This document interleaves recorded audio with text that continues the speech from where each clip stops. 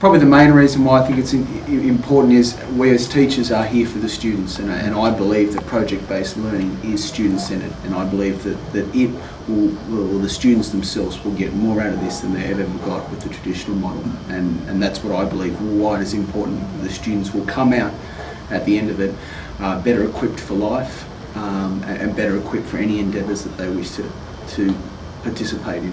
Two things you said to me that are important about it from the kids' point of view and the teacher's point of view. It's important from the teachers getting value for what their learning is actually taking place, which I think some teachers, they get disillusioned that learning isn't taking place in their classroom, and the students as well, that they're taking something away from those. They're seeing these real world problems and applications, and they're able to, outside of school, they're participating in their learning. It's not just something 9 till 3 o'clock that's the only time learning takes place. It's outside the school.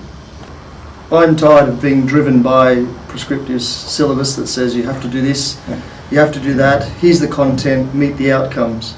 You give it to the students and you hope they meet the outcomes. With the project-based learning, they take control of their own learning.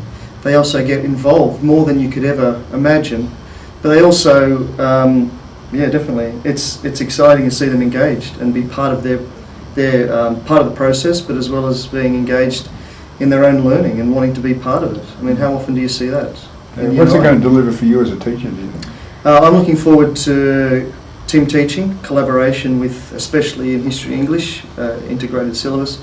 I'm definitely looking forward to working with a colleague who sometimes takes the pressure off you if, for example, I love history and I love talking about history, I love being involved in it and watching other people become fascinated by it.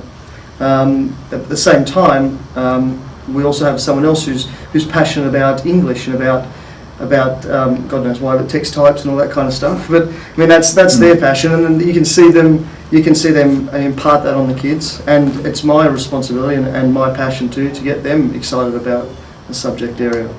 I'm tired of the old traditional model when the boy sits or a girl would sit in the classroom, don't misbehave, and they're treated as a very good student. But in fact, that student mightn't do any work, no homework, sits there, doesn't learn much, might do reasonably well on an exam and whatever. How much do they learn? Not much.